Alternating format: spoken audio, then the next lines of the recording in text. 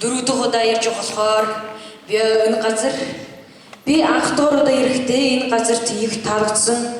Тэгээ энэ газар одоо уур амьсгал нь сайн одоо их байгалгаараа байсаар би ч бас их байгаль газарт дуртай хүн да. Тэгэхээр би бас энэ газарт дуртай.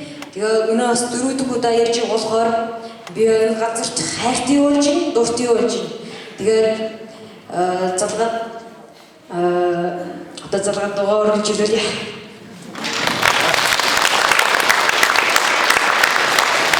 Тэгээд миний анх дугаар биш нэг дугаар дуу алсан сугаа гэсэн дуугаа та нартай хүргье.